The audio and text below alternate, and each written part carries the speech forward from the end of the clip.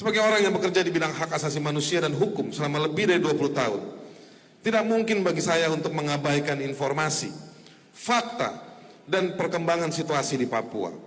Praktek advokasi saya yang bekerja di bidang HAM dan hukum membawa saya berinteraksi dengan komunitas warga, komunitas adat, berbagai organisasi keagamaan, dan anak muda di Papua yang menyampaikan berbagai peristiwa.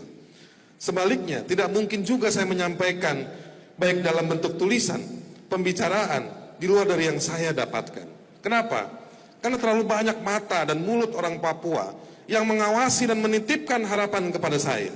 Dengan kata lain, saya lakukan advokasi, pembelaan, dan kampanye atas apa yang menjadi cerita, derita, dan ancaman bagi mereka.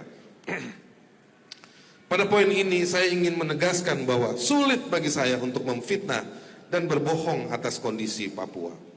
Lebih dalam lagi, kerja-kerja advokasi saya dilakukan sudah dalam waktu yang lama sejak tahun 1999. Guru saya bernama almarhum Munir Said Talib, serta ada sejumlah nama lain di lingkungan Kontras. Melalui Kontras saya bertemu dan bekerja dengan organisasi lain, bahkan turut serta mendirikan organisasi advokasi HAM lainnya.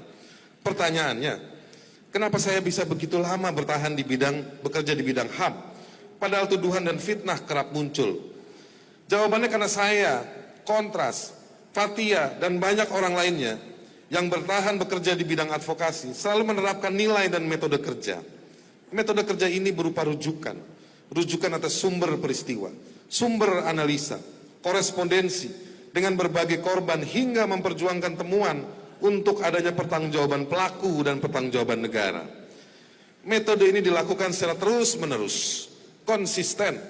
Itulah kemudian yang membuat kami mendapatkan kepercayaan dari masyarakat, terutama mereka yang menjadi korban pelanggaran HAM, mereka yang terancam menjadi korban, mereka yang memiliki gagasan yang sama bahwa Indonesia harus menghormati konstitusi, bahkan kepercayaan dari mereka yang terpaksa memahami HAM, mereka yang terancam karena agenda penegakan HAM. Konsistensi ini berdampak, meskipun berbagai kasus pelanggaran HAM tidak ada yang diselesaikan, apalagi yang di Papua.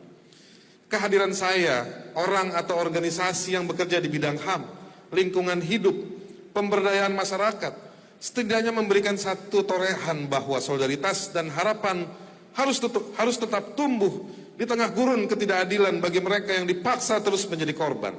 Namun tidak sedikit pula konfrontasi dan penyajian data kami yang ditindaklanjuti oleh negara atau pengambil keputusan. Dari kerja advokasi hukum dan HAM, saya belajar baik secara non formal maupun formal, dengan berbagai pelatihan, keterlibatan di berbagai acara internasional, nasional hingga lokal, sampai berbagai sekolah di tempat-tempat di mana HAM menjadi unggulan untuk dipelajari. Karena konsistensi pula saya diberikan berbagai penghargaan dari berbagai institusi di dalam dan di luar negeri atas kerja-kerja saya dan teman-teman yang lain.